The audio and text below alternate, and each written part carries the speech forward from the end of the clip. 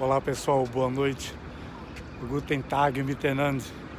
Aqui em Zurique, na Suíça, há várias informações e fontes primárias de pesquisas documentais desse belíssimo país e a passagem pela história da formação da Suíça, e não só da Suíça, como também de Zurique, passaram várias pessoas que foram suíças e marcaram não só a história da Europa, como também mudou a vida de muitas pessoas ao longo da história.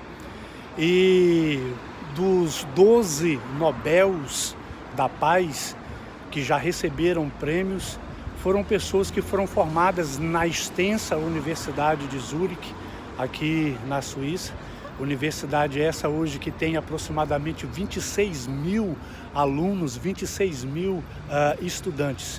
E vários personagens conhecidos da história da ciência, da história da própria astronomia, da física e outras disciplinas da teologia, das relações internacionais, passaram pela Universidade de Zurique, assim como o nosso expoente maior, né, da área da física e das ciências astronômicas, Albert Einstein,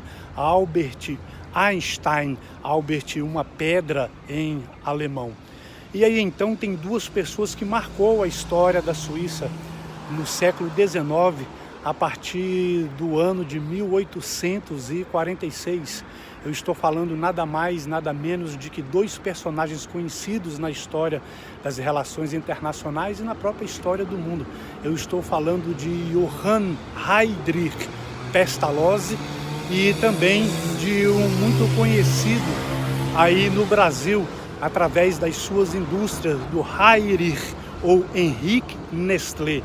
Essas duas pessoas foram pessoas que marcaram a história da Suíça no século XIX, porque foram pessoas que salvaram vidas.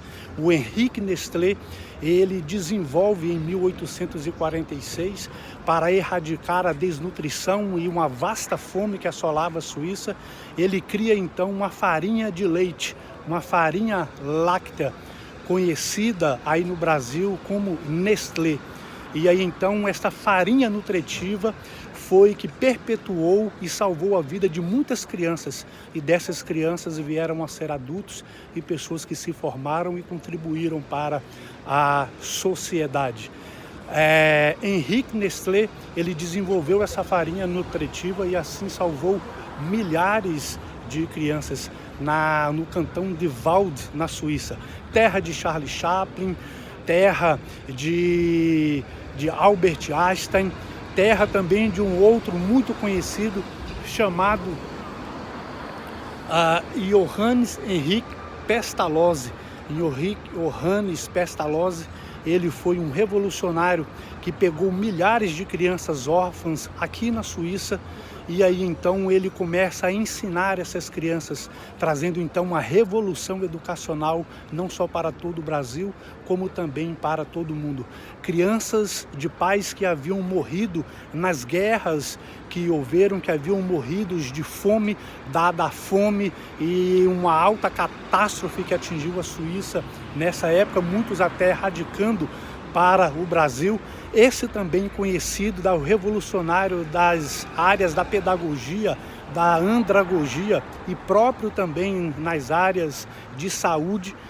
Este homem, Johannes Friedrich Pestalozzi, ele então salva milhares de crianças, dando a essas crianças por intermédio de uma educação, de uma convivência diária, conduzindo elas para a formação do seu caráter. Ele então ensina, ele coloca uma marca dentro dessas crianças e assim revoluciona a vida de muitos adultos que eram crianças e haviam estudado com Johannes Friedrich Pestalozzi, ou João Henrique Pestalozzi.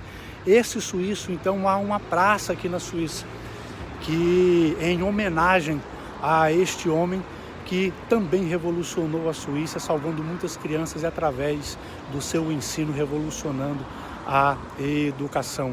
São essas pessoas que fazem com que nos dê força para continuar também caminhando e imaginando que nós podemos fazer algo de bom por outras pessoas por onde passarmos pelo o mundo.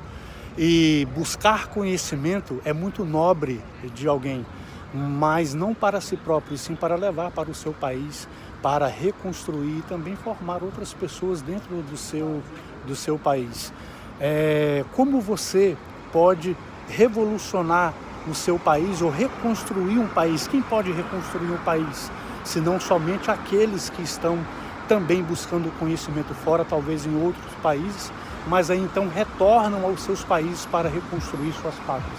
Aqui existem atualmente na Suíça milhares de pessoas que vieram para cá viver, dada a destruição dos seus países, e são orientadas pelo governo suíço para retornar aos seus países, porque somente elas podem tirar das cinzas dos seus países e reconstruir esses países novamente.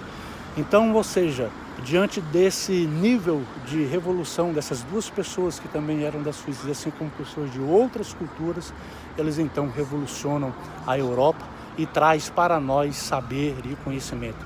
Queira Deus, né? Oxalá que o nosso país, Brasil, também reencontre, né, um caminho aonde nós possamos ter essa sensação de segurança, essa sensação de paz, aonde você anda pelas ruas livremente, através de uma educação de base para as crianças, trazendo essas crianças princípios de honestidade, princípios de formação para uma vida futura. E nós desejamos buscar esse conhecimento para também levar para o nosso país. E oxalá, queira Deus, que no nosso país crianças sejam formadas, né, através de disciplinas que possam despertá-las para o mundo.